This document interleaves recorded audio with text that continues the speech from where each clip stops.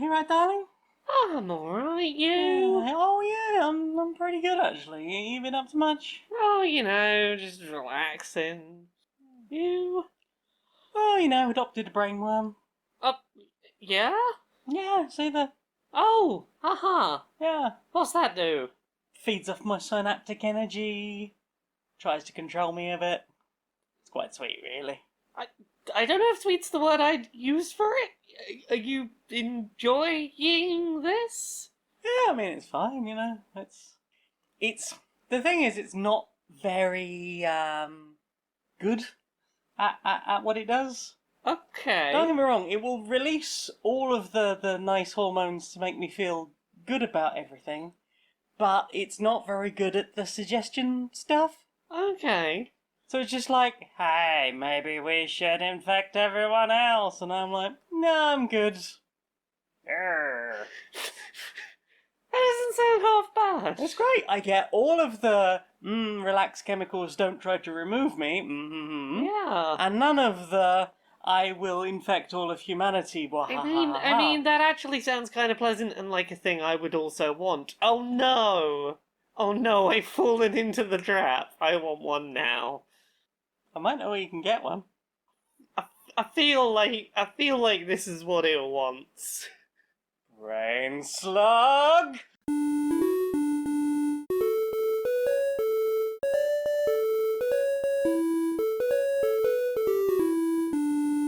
Greetings, strangers, queer and pleasant. I'm not Laura Kate Magnet Dale. And I'm not Jane Aerith Magnet Dale, and welcome to another episode of Queer and Pleasant Strangers. It's a show where two very sleepy queer trans ladies have a bit of a chat about what we've been up to in the week media-wise, and do some silly voices and skits. We're both very sleepy We're both today. very sleepy. We went on adventures, and adventures are tiring. Adventures are not the usual four walls and routine. No, they're not the usual 76-hour week. They're relaxing in a field. Yes, but that's not the routine, and therefore tiring. Very tiring. It was very nice. It was lovely. I had a bit of a pain flare-up on Saturday, but apart from that, it was very lovely. We had a very chill Sunday. Yeah, we did. And then we did a bunch of dancing, we listened to a bunch of music, so we will come to that later, but shall we talk about some things that we have played? We shall. We've not played a huge amount this week because we went at home. We were outside in a field in the sunshine, but we did find some things we could play while outside in a field in the sunshine. We did. Some friends of ours brought a board game. They did? We've considered bringing board games to a field, and we've done this before and gone, no, we shouldn't, because they're just going to blow away. They have components that will blow away in the wind and such. The only game I nearly brought was Unstable Unicorns, because I figured we could get some bulldog clips and just hold the cards that way. Indeed, but even then, if you've got a stack of cards, there's a good chance of, the wrong gust of wind blowing a bunch of them. Exactly. But our friends thought of a game that we overlooked, which was Azul, which... Summer Pavilion. Summer Pavilion. Second. Yes. We've talked about this game on the show before, but it is a game where you have colourful tokens and sort of boards that have flowers of varying colours, where each of the petals requires a certain number of diamonds of that colour to place one on there. Mm-hmm. And if you fill in the flower, you get a bunch of points. If you put petals next to other petals of the same colour, you get a bunch of points. If you enclose certain symbols, you get points. You get some extra tokens rather than points for those. And there is a phase that's all about, taking tokens from the middle to, try and get as many resources as possible to fill those flowers up with. Mm-hmm. And it was a really good thought in a game to play out in a field, because the lightest component, I suppose, is the little wooden score makers. Maybe. There's the boards, which are cardboard, but they're not super light. They're not the sort of cardboard boards that you'd expect would blow away too easily. Plus, I suppose once you've got a few of the pieces on it, it weighs it down exactly. well enough. When we were playing this out in the field, the thing that was most being blown about by the wind was the blanket we were playing the board game on, and not the board game itself. Amazing. And it converts very well to playing outdoors. Mm-hmm. It's a game about colours and colourful pieces, and that obviously works very well in a nice sunny day. Mm-hmm. And it's a nice simple teach as well. It's not too much of a heavy brain one for if you're out in a field and Indeed. having some pims. Yes, Pims. Indeed, I was having some pims. I was having lovely. some Pims. I had some Pims. Had It was some lovely rum. Pims. A little bit of rum. You had a little bit of rum. But yeah, Azul is definitely a good recommend for if you are in the market for a board game that is a simple teach that has a good amount of complexity behind its simple rules, and that you can play in a field outdoors. Mm-hmm. There's not many that fit that niche.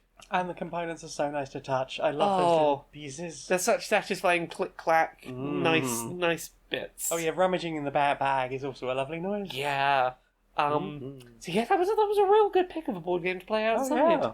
What have you been playing this week? Well, I ran 2 sessions of Dungeons and Dragons. Indeed. For people who were like, I've never played Dungeons and Dragons, will you teach us? Yeah, so we did some simplified D&D for people who'd never played. Yes. So I used an online service to generate 5 characters. Yeah. As simple as possible. So we had 3 spellcasters, 2 hitties, and the spellcasters I pre-approved all of their spells and set them up. You basically made level 1 characters and then pumped them their level 3 HP up to level 3, yeah. Yes. But you didn't give them extra spells because that was going to get more complicated. Things. Yeah, so for example, we had, I think it was a druid that had charm person and befriend animal, so those were 2 easy ones to explain off their name. Shillelagh and guidance, which you could sort of pair together and go boost other people or boost yourself. Yeah. And then, what were the last 2 we had on the druid, for example? I think we had a cure something. Yes, we had something like Cure Wounds and Entangle, which are 2 other ones with very self-explanatory names. Yes. It's like that sort of thing where it's like, hey, we can go, these things do similar things, these things have names that make sense when you read them. Yep. Let's play some simplified stats D&D. And I made us all the rolls for damage and stuff as simple as possible, by writing just roll 1d20 plus this. You don't have to think about it. And this is what you do if you hit. For each of the weapons you wrote, sort of the top line was what you need to roll to see if you hit, and the second line was how much damage you do if you hit. Yep. And we used simplified character sheets that did have the main 6 characteristic stats, but we didn't have the granular list, so we didn't have everything through medicine and investigation and everything. Yeah, so if someone wanted to do something like that, I just told them what to roll. Yeah. But getting people familiar with okay, that's trying to convince someone is a charismatic thing, etc. Because it meant they only had 6 things to think about. These are the 6 things my character is good at these 3 and bad at these 3, for example. Yeah. And it went really well. Yeah, I think so. People said they have enjoyed it. People have said they want to get more into it and experience more stuff. People are going to teach their kids. We had a few people who were hesitant to try playing because they were like, oh, I've never played and I worry I won't be any good at it. And by the end of it, they were like, oh, it was nothing like I thought it was going to be. It was so fun. It was just like playing a story together, and I got really into it. I'm like, heck yes. Yes. We had a few people who've had requests of oh, so can you play this over the internet with people who aren't with you? Could you run games over the internet? And it's we could. I don't have a lot of time. I might try. Don't have a lot of time, but we get into D&D. Maybe if we could get a weekend, we could run for just two of the main couples that played with us. Yeah, I think they'd probably be up for some of that. But yeah, we had a very nice time. We played through a little heist campaign. Yeah, my plan... I had an idea for a campaign for a little while about going on a quest to steal a wish. Because I figure that's something that most people can understand. Yeah, as long as you're hey, you know how Genie Wish is? What if there was a bit of paper that let you have a Genie Wish, basically? Exactly. A really simple thing that people can understand, and then I set it in the polyarmor universe, because that's my pre-made universe. Yeah. And it was the the widow, I suppose, of Nestle Croak, who has... her children have basically cut off a bunch of her money, and she is trying to steal a wish that's being moved from a local bank to a private home vault. And I gave them the choice of you can try and pick it up as it's leaving the bank, yep, or as it's getting out the other end, or you can try and heist it along the route. Yeah. You gave, 3 basic points along the journey so that there wasn't that paralysis that can sometimes come with first-time D&D players of, I can do literally anything, that's too many things. But then once you were like, hey, pick one of these sort of 3 prompts of when you'd like to go for it, I'm going to shut up now.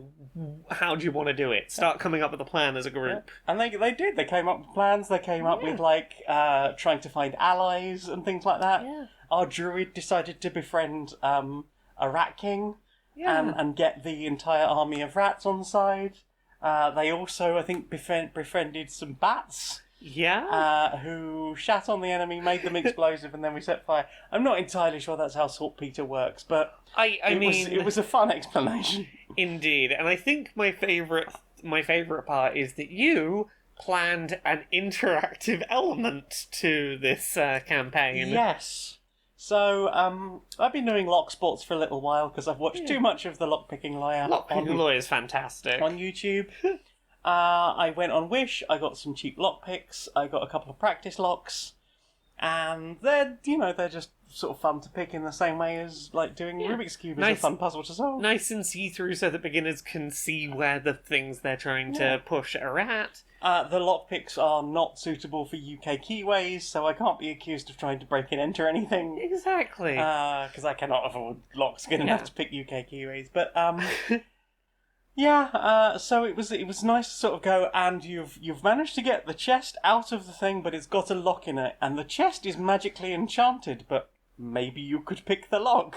Indeed. Oh, you'd like to pick the lock, would you? Here is a lock. Here is a lock. Let's pass it round. Who wants to try picking it? And we gave everyone a chance to pick a lock. Yeah. And they seemed to have a lot of fun. Yeah. It did slow the game down a little bit, but no one seemed to care about that because we gave everyone a chance to have a go. Exactly.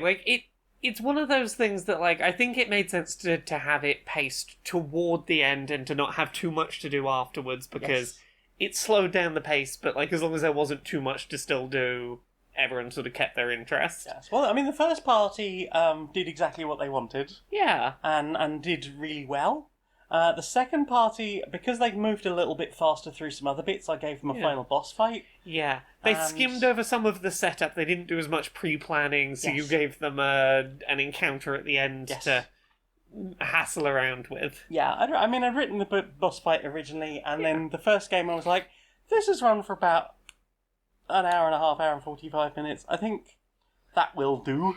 Yeah. And people were very appreciative of that event, so I'm glad that different people got different experiences, and I got to run a slightly different campaign for 2 groups. Yeah. Although it was quite funny that the first group had entangled the carriage on the way, and the second group were just setting up, and one of them went, we could entangle the carriage.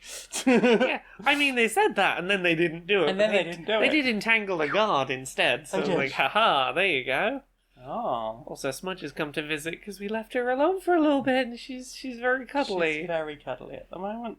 She needs extra attention because she has several days of pets to catch up on. Exactly. Yeah. You played anything else this week? A little bit more Bear and Breakfast. I don't really have a huge amount more to say about that at the moment. I've found a couple more areas. I've unlocked a couple new things. I am slowly expanding my Bear and Breakfast empire. And eventually, perhaps, I will see what's going on. I think I've got about half of the available areas open now, so I will probably let you know in the next week or so how that is going. And that's really it, I think. There's not been a lot going on games-wise. I've played a couple of other things I will very quickly skim over. I've been playing some Xenoblade 3. I've been continuing along with that. I really, really, really enjoy that game. The biggest complaint I have about it so far, and this is purely a me thing, I'd been very obsessively uncovering every single inch of every single area of map, which has been very fun, until I got given a boat with a not particularly tight turning circle and a big ocean. Oh dear. Which I eventually found a method which was do circles around it as best I could, and then at the end do one lap swimming around the edges. which was not a super quick method, but it allowed me to still be just as obsessive as I wanted to be about clearing the map. Yeah. But yeah, I'm really enjoying all of the unique mechanics for all of the additional party members that have been unlocked. Mm-hmm. The plot has been going some really interesting places. It is, as I said, it is a slow start, that narrative, but once it hits its stride, I really fucking like the plot in this. I think it's fascinating. Xenoblade 3, real good. I feel like I'm finally making some, like, good progress in it, and I'm getting toward the end, so I'm excited to see how that game goes. How many hours do you reckon you put into it so far? Oh, 70, 75 hours. Yeah. So, like, I suspect I'm probably going to end up... I've still got, like, 4 or 5 characters to unlock, I think. Yeah. I suspect I'm probably going to hit about 100 hours on first playthrough, which pretty decent, and, like, it feels like it justifies that length. There is stuff to do. I'm not doing needless busy work throughout. But yeah, other than that, the only thing I've been playing, and I've not played a huge amount of it, but I've played enough to have some opinions about it, is I've started playing Spider-Man, the PC port of Spider-Man. Oh. I've been playing that on the Steam Deck, which that game runs surprisingly well on the Steam Deck as a handheld. You gotta run it at very low settings. You've got to put it on the lowest preset to get it to run nicely on the on the Steam Deck, which makes sense. All of Sony's PlayStation to PC ports have been very resource intensive to run, but you can get it to run at like basically 30 frames a second, which is pretty good for a big open world game like that. Nice. Nice big draw distances. I like that the remaster and the re-releases of that they've done over the last couple of years have come with a bunch of pre-unlocked costumes, which I appreciate, because I want to run around as cool comic book knight Spider-Man and stuff like that. Yeah, I'm going to make time to replay through this at some point, and I really hope that when the sequel, like the next Spider-Man game comes out, it comes to PC at the same time as PlayStation, because I'd really like to play it on a handheld. This is where I want to play collectathons. This is the kind of game that suits being able to just sit and play it in the living room while, something else is on. Yeah. Yeah, I think that's basically it for this week, for things I've played. Nice. Well then. I think the only other thing I can say that I've actually played with, I've done hours and hours and hours of Poi. Yeah! Many hours of Poi over the weekend. Many hours of spinning. I've been practicing with my staff, my contact staff, to the point I've actually bruised the back of my right hand. How? Which it's not so bad. But I can definitely feel it. And got the levy stick out for the first time in ages. It was nice to give that bit of a go, because lots of people had never seen one. Yeah, and you got your pixel whip out as well. Got the pixel whip out.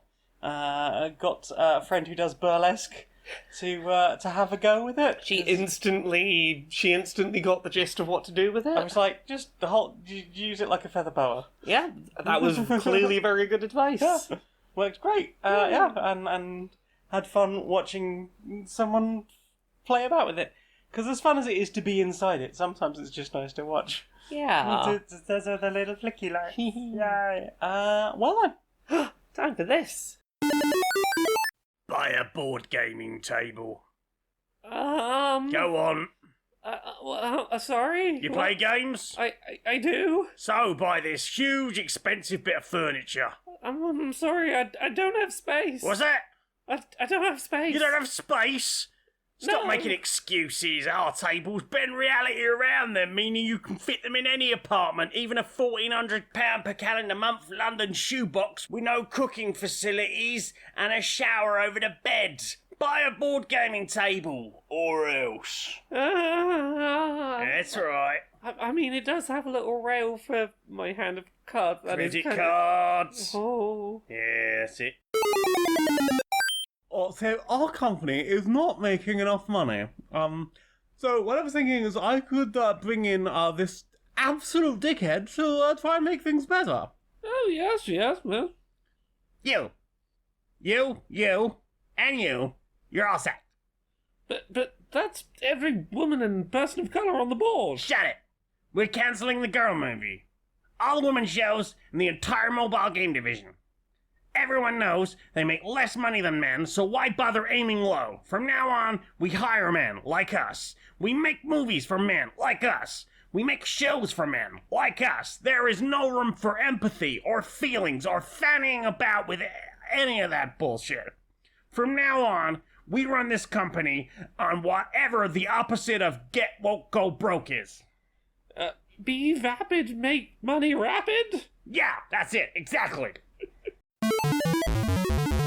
So, what have you put in your eyes? Oh, well, we've been watching through the first season of The Sandman. I think Yes. there's a "the" in the title. There is a "the." Yeah, The Sandman, the Neil Gaiman adaptation. Yeah. How have you been finding this? It's interesting. I've never read the book. I've no previous experience with any Sandman stuff, so I'm enjoying it so far. It seems like an interesting show. There are some curious characters. I have no idea where it's going. Yeah. Where it will end. I've been enjoying the characters and the world building and some of the individual stories. I think that its pacing has been a little unpredictable. The narrative structure, like, it starts off as very much a here is one big quest that is going episode to episode, and then for a while it just becomes individual stories that are somewhat unconnected to each other for a bit, and then it becomes another sort of flowing, ongoing narrative. Its pacing's a little... It feels like a comic book series. A little bit. It feels like they finished one arc of the comic and then they did a couple of side stories and then they did the next arc of the comic sort of pacing. Yeah, that sort of thing. And that's not necessarily bad, but like go in expecting that. And like some of those little side stories, some of my favourite episodes. Yeah. The one about every 100 years is one of my favourite episodes. That was a fascinating concept. Yeah, like there are some really good individual episodes, even if they feel a little like, okay, because there was like a 2 or 3 episode gap where I was like, I don't know where we're going. It feels like we're treading water. Okay, cool, we're going somewhere. Yeah, we had the 100-year story. We had the diner. Yeah. Which was quite interesting. Like, just a whole fascinating thing going on there. Yeah, I did really like that. I liked that they sat with that topic as long as they did. Yeah. Yeah, the characters are really interestingly written. I like the sort of lore and the world building of the concepts being dealt with here. I'm curious about some of the characters that have sort of been teased, but I haven't really seen a lot of. Yeah, we've had a lot of early teasing of stuff that hasn't paid off yet, but I'm curious where that's going. We've had some brief visits from characters I suspect will return. Yeah. It's... I don't know... I don't have a solid sense of, like, the current arc we're in. I don't know if that's, like, where the season's going to end or if there's more after that. I don't think there's much more left, because I think we're on episode 8, and I think there's only 10 episodes. Yeah, I can't imagine there's that much more, but also...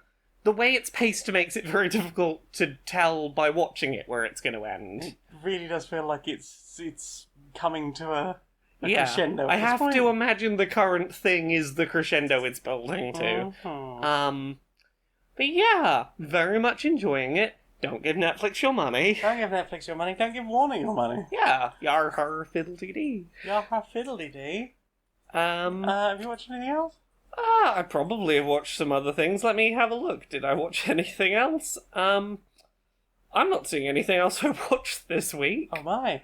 What about you? I've been watching a series. I've watched the latest episode today. A person called Rubs on YouTube is remaking Simpsons Hit and Run. I am aware of this person. I haven't been watching a lot of their videos, but I know that they're doing this. So I watched the first episode quite a while ago, it feels like, and it was just putting together importing the map, like the whole cloth, from the original, importing some of the sprites, adding new animations to the sprites, just like asset store animations, and then trying to get walking animations and various aspects of that. And then as the series has gone on, it's been, hey, somebody else is also doing a project like this, and they've given us high quality models of a lot of the vehicles and the pedestrians.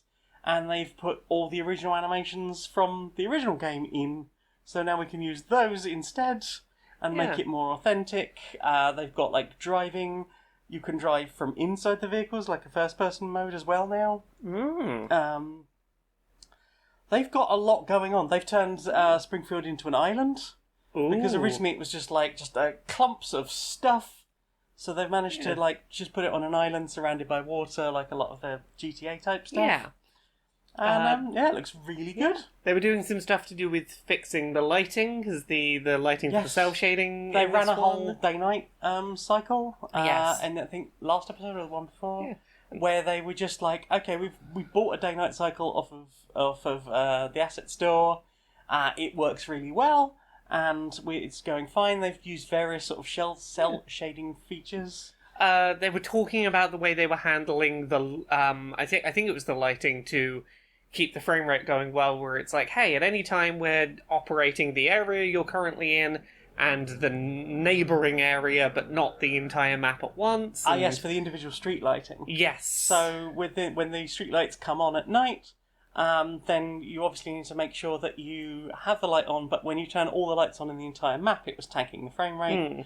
So just setting sections where adjoining sections will all be attached. Come on, baby. Don't rub against the microphone. Smudge off the microphone. Cuddle on her lap. You're very popular. It's me, I'm smudge, I'm popular. Now just adding the vehicles and the routes for the vehicles. Yes. There was previously there was a method of pathing for people to walk up and down the sidewalks and stuff. That has been they've managed to import the paths from the original game. So now the people don't necessarily walk up an entire street; they walk up sections of street and back down again.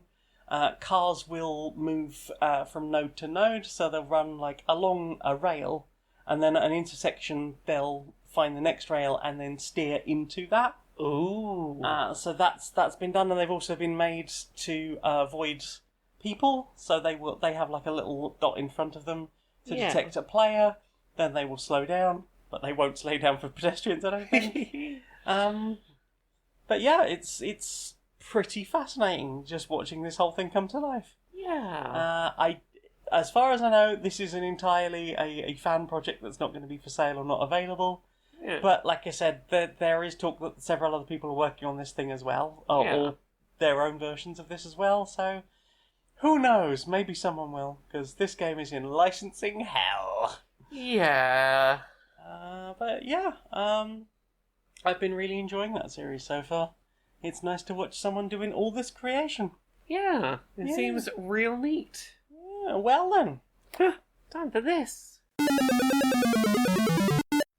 Look, a new sponsor! Who's our new sponsor? Well, do you sometimes go to An Festival? I occasionally go to Ant Festival. And when you go to An Festival, are you sometimes absolutely repulsed by the toilets? Oh my god, I'm still having nightmares about the fucking toilets. Would they you- were horrendous. Would you like to maybe make sure that there is an good toilet? What I wouldn't have given for an good toilet. I cannot stress to you how horrendous every one of them was. Well, try portaloocamouflage.lol.net. Tell me more about this product and or service. It's like a blanket thing that you just throw over the top of Van Portaloo, Yeah. and then only you can see it. Only you know it's there, you can get in. It's as clean as you left it the last time. Oh god, so on day 2 or 3 of the festival I can still have a halfway decent piss. Yes. Oh god, I don't have to just dissociate to go pee. Yeah, you don't need to just cling to the handrail and pray that the poo monster doesn't touch you. I don't need to make a sign of the cross and pray to every god that might exist, just in case one of them can keep me safe. You don't need to come out, catch the eye of a fellow festival goer and say the gods have abandoned us. I don't need to leave a cubicle and go, I promise it's not my fault it's that bad. That isn't all my poop. Oh, what I wouldn't give for this. Yeah, it's not going to be the moment you have the one flash of trans regret and go, Gosh, if only I could have just stood and avoided all of that nonsense. The one moment where I go having to sit down to pee is a crime, and this totally wasn't worth it in this one moment. In this one moment. In That's this the one only moment. Yeah. Well, portaloocamouflage.lol.net has everything you need. Head over there and enter the code Q&PS 223, and you can get 25% off your first camouflage. Woo. Inside the boardroom of Supremacy Software. Hi. So, energy prices. Yeah. Through the fucking roof. Really wish we'd gotten into the energy market. They're making a fucking killing there right now. Do you not have shares in the energy market? Well, I mean, loads. I got shares in there, but it's not like it's the thing I have most of my shares in. I could be making most of my money there, but I got stupid video games to make money out of. Right, yeah. So you really need to diversify your stock portfolio. Well, I mean, look, there's only so many things I can be one of the primary investors in at a time, But I've been trying to work out, is there any way we can use the soaring energy costs to make our video game stuff more profitable? Because I've been coming up with some ideas. Right, yeah, So, what have you got? So here's where I start. No one likes those skip the grind microtransactions where you skip over the actual gameplay to, skip the levels faster. Yeah. I reckon we try and pitch this as a money-saving venture, because, sure, you're giving us money to skip the grind, but all that time you're not grinding is time you're not spending electricity on having your game console running. So really, you're probably saving money by buying the skip the grind microtransaction. Yeah, and we base the price of those microtransactions on the approximate cost of kilowatts per hour energy bills. Exactly. The higher the energy bills go, the more we can charge to skip the grind, right? Exactly. You are a fucking genius. I know. So, what have you put in your ears? Oh, what have I put in my ears? Well, we listened to some music together while we were out in a field. Yeah. Where do we want to start? Do you want to start with Hippo Sound System? Hippo Sound System, the band whose name I remember because they sang the name of the band in several of their songs, which helps to make it stick in my head. Good marketing, them. Ooh. Yeah, so this was... I'm trying to work out how to describe them. They had a singer who sang very fast, very quick, There was a lot of drum and bass. It was a lot of drum and bass with a vocalist that had a very ska sensibility to that sort of... He seemed like he'd be doing the, knees up Yeah, sort it of wasn't speed quite thing. like MCing at high speed. It was very much more like the ska type. Get it up. Get up. Yeah, it's... I half... There was something about that band's energy that felt very ska, even though they were very clearly a drum and bass band. They had... I wonder if they're from Bristol. I mean, most bands are from Bristol, it seems. But yeah, they had a couple of live people on drums. They had one person with one big bongo drum, and then one person with a bunch of little drums that was doing some very intricate Stuff with sticks. With just twigs off the ground, which... As a drummer, watching that person drum, I was like, not only am I very impressed you haven't broken those, but I'm very impressed that you have the dexterity and control to get multiple different sounds out of one drum using a knobbly little twig you found outside. that is a skill, and I'm very impressed. Yeah, I very much enjoyed them. I wasn't inside for that. I was mostly wandering around outside playing. I was right up front for that, and much like when I got some good scar in front of me, I had a proper good knees up wiggle to that. And you managed to not fall down any of the holes. Didn't fall down any of the holes. There were some holes. There was a lot of holes in that dance tent. It was a dance tent. There was grass underfoot. There were holes in the grass. Sometimes pillows were put down to cover the holes. Yeah, they were all fun. I need to go look up some of their music, outside of seeing it live, but I very much enjoyed their ska meets drum and bass. Yeah, I'd be curious to see if they've got good presence anywhere for finding more of their stuff. I imagine so. Who are you listened to? I went to go and see Captain Flatcap. I sat outside and listened. I listened to Captain Flatcap. Captain Catflap, as I kept hearing him be called. Yep. Well, at least no Captain one Flapjack. Captain Flapjack, yep. As long as no one went for any of the other variants, I suppose. Yeah, I really only knew one of their tracks, which was Alien Jazz, which they did as a free download on SoundCloud some years ago. And it was the first song they played, so I was very happy about that. Yeah, you got a good start going, I know this one. I can dance to this. So yeah, that was really nice. They did just like a bunch of other tracks. Lots of stuff off of an EP they released just at the beginning of the pandemic. An album they released just before the pandemic. For anyone who doesn't know, what's the genre? Oh, goodness. It's a mixture of live instruments and really squelchy, dirty bass lines. Yeah. So, kind of in the glitchy, dubsteppy type vibe. Yeah. They play a little bit of drum and bass at the end. And they have, like, live guitarists. Well, they swap out which instruments they play. So there's a couple of guitars, an acoustic and electric. It was them that had the double guitar. No, that was Australasia. Oh, we'll get to them in a minute. Yeah, you're right, it was. Captain Flatcap, yeah, they had live flute, which I knew them for, but also an electric guitar and a electroacoustic, plus a drummer.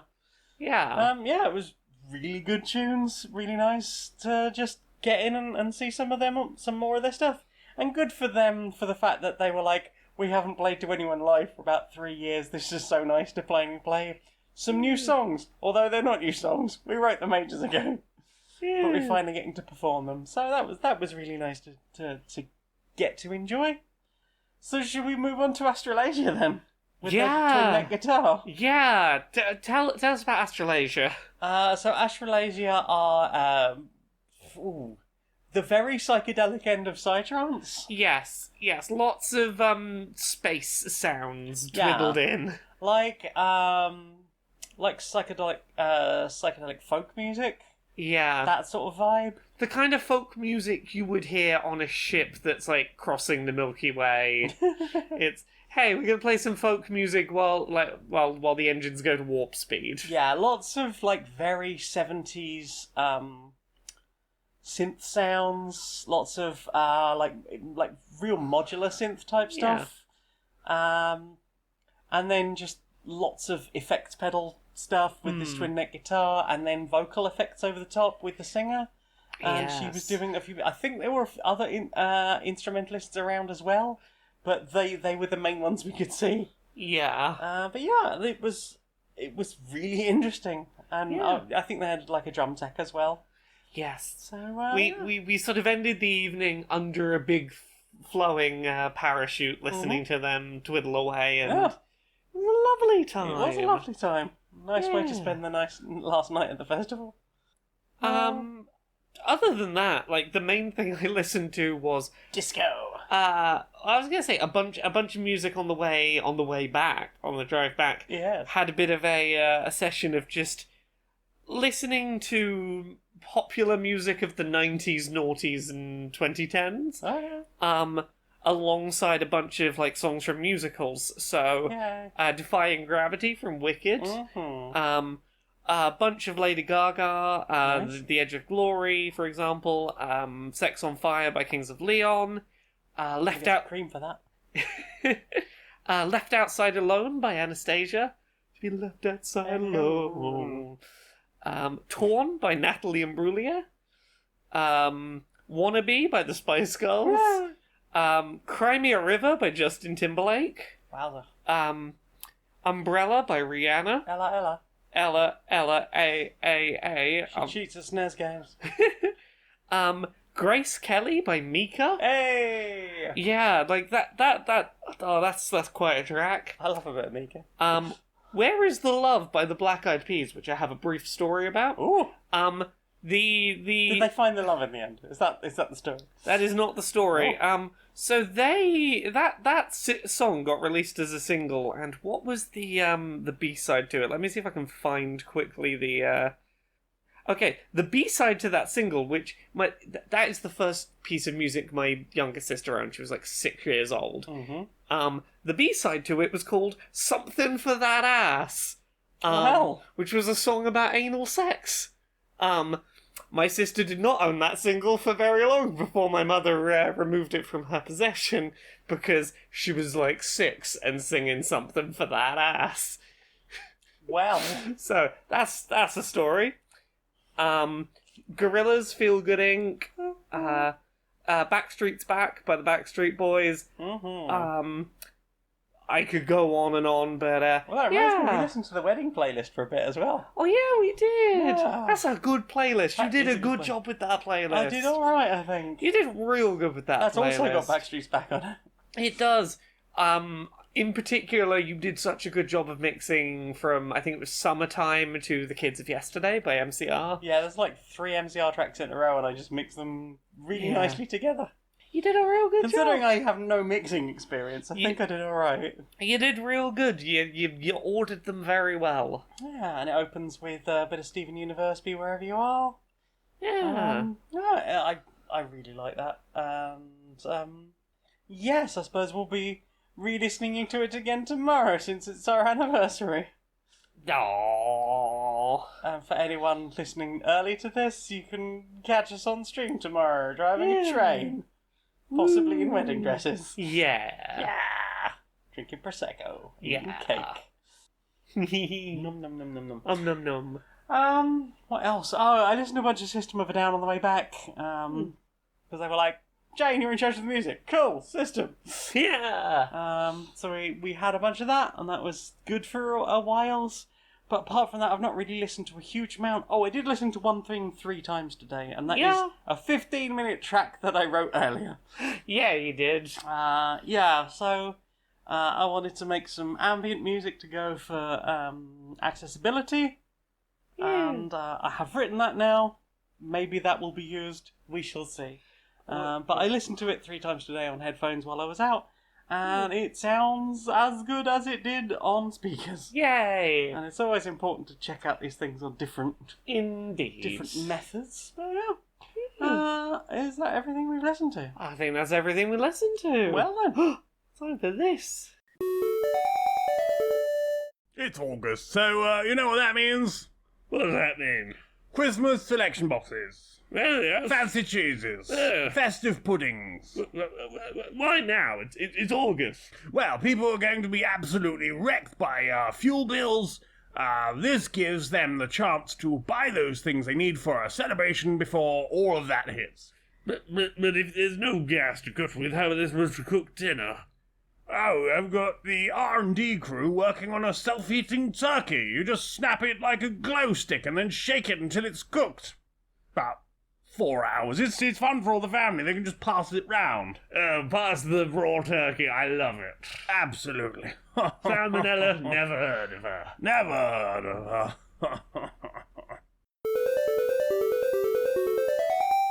So, how was your crop being this summer? Well, we've had good luck with the corn. I've got good luck with the wheat. Oh yeah, and all the good sunflowers. Nice to see a bit of sunflower. Very popular this year, of course, because not for the other sunflower oil around, of course. Oh, of course. What you been farming this year? Oh, I've had a wonderful summer festival crop coming in this year. Oh, nice. You got the tents and everything. Oh yeah, I had a whole field full of tents. It was coming up a tree. I had a wonderful crop of hippies. They come in lovely. They love a bit of dirt between their toes. Oh, I know. Even had a reasonable line of tents show up. Oh yeah, the sort of the big big fence. Bell tents. A fancy number of the bell tents. Even had a couple of food vans. Oh, a couple of food vans. I love it when a burger van comes up. Oh, I know. Smell. You did the smell on the air. It's so good, isn't it? I know. It took us a few days to harvest, but it was I imagine a so. wonderful crop. Yeah, I mean, getting hippies up out of a field can be a real nightmare. Oh yeah, some of them really didn't want to get right in there. Really didn't want to get up and moving on a Monday. No. Do you know what I want to see more of? What do you want to see more of? Brochure Justice Warriors. Brochure Justice Warriors? Yeah. Right, Eric. Right, Barry, how you doing? Oh, you know, it's a bit of a heavy weekend, you know. Had a bit of a stomach problem most of the time, but, you know, I think I'm doing all right. You been up to much? Oh, you know, I was having an interesting chat with someone at the weekend. I was chatting with someone about identity labels. All right, yeah. Yeah. They were sort of a little bit like, you know, I sort of get where they're coming from a little bit. Yeah. They're sort of going, you know, why do you need labels for identities? Being like, you know, why do trans people need to be called trans? Why do people need labels and names for the things they are? And you know, was it one of those we're all just people? You know? Exactly. And look, I get where it comes from, because on paper, I theoretically agree. In a perfect world, we wouldn't need, you know, labels. If only we lived in a perfect world. Well, exactly. Like, you know, in a perfect world, you know, a trans person would never have to say, I'm a trans woman. They'd just say, I'm a woman, for example. But, like, you know,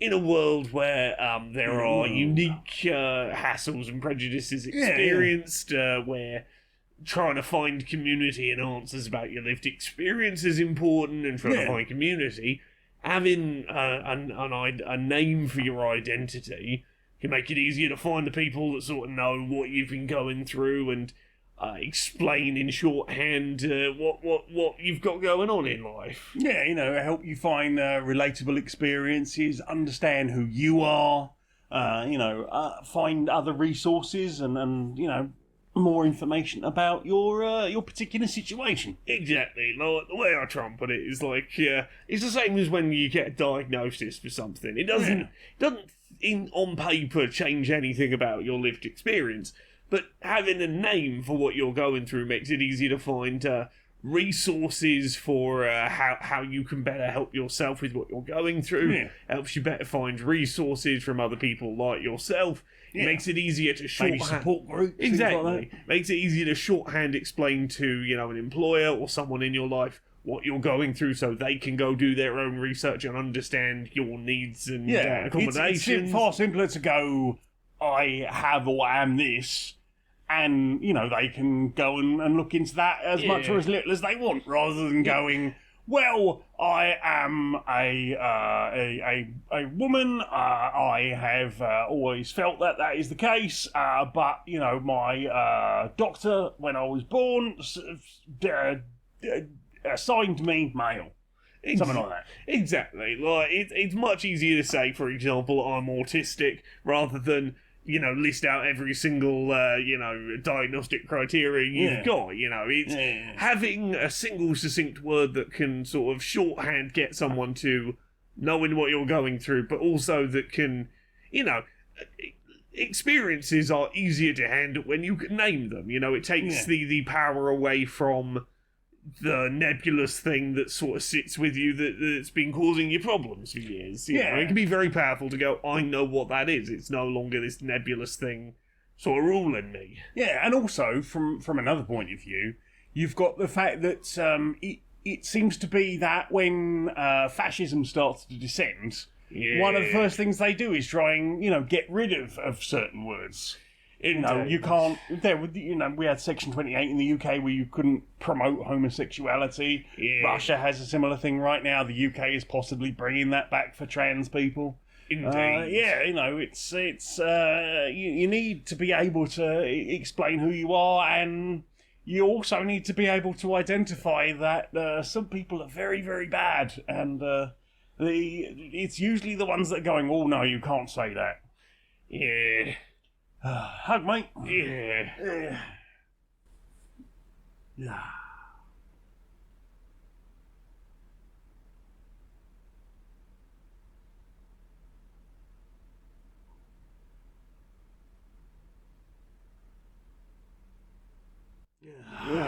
Good hug, mate. Good hug. Good hug. Right, then I'll go make a cup of tea. Yeah, sounds lovely. No. So, Laura, Yes? I understand that you have a book in 2 weeks. I mean, Possibly a week. I mean, by the time that this goes out, even on early access, it's going to be like a week away. Wow. Me and My Dysphoria Monster comes out on August 18th, which is the Thursday after this episode goes up. Oh, heck. That's real soon. It's an illustrated children's book. It's super soon. We're at the point now where like interviews and things are happening before it releases, and Heck. there's gonna be a book. It's got beautiful, wonderful art. It really does. Go check it out. I am so proud of this book existing. It doesn't quite feel real yet. You did a blog post about it on JKP? I did a blog post for Jessica Kingsley Publishers. I've imminently got an interview going up on Pink News, I think. Ooh. I've got a few things going up in a few places. Yay! Yeah. Other than that, I'm at Laura K. Buzz pretty much everywhere.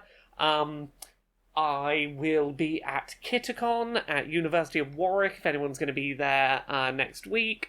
I am going to be at Trondheim Pride in Norway in early September. I'm doing a panel on September the 8th about LGBT representation in video games, and then on September the 9th about trans joy. So if you are in Norway and going to Trondheim Pride, I'll be there. Come say hi. This will be my first time being at a Pride event in another country. Ooh. So that's very exciting. Heck yeah.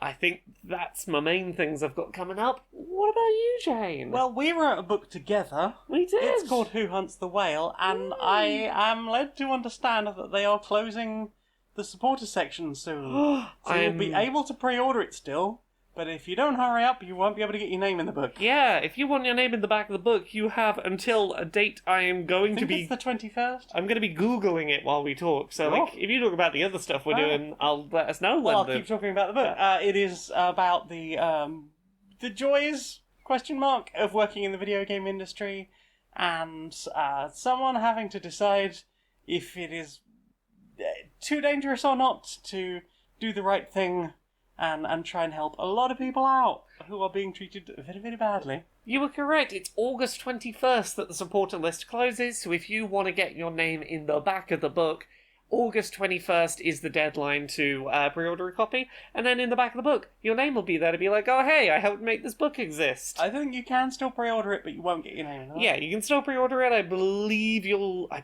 still be able to get some of the backer rewards. Some of them might close, some of them will probably stay open. Mhm. But it's because we're moving imminently closer to actually printing it. Oh, yes. Because we have to at some point stop putting names in the back of the book so we can put the book together and print it and make it a book. Indeed. And Yeah. we have to have a bunch of copies turn up so that we can sign them. Indeed, which means that at some point, not that far in the future, the book's going to start being a book.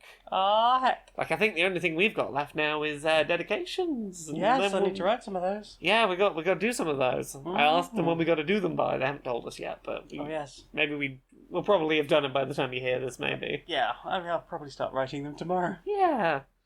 Well, also I can be found at patreon.com/stonedmonkeyradio. I have a link tree. It's linktree.ee/Janiac, JANEIAC. You can help support me. You can get a t-shirt. You can get all sorts of stuff. Check out my link tree. There's good things. I've got a Redbubble. It's lovely. I think that is everything. So, Laura, darling, Yeah. will you sign us out? Will you sing us out? Not sign us out. I'll click log off. Oh no! Oh no! I can't upload it anymore. No. Until next time, be a stranger.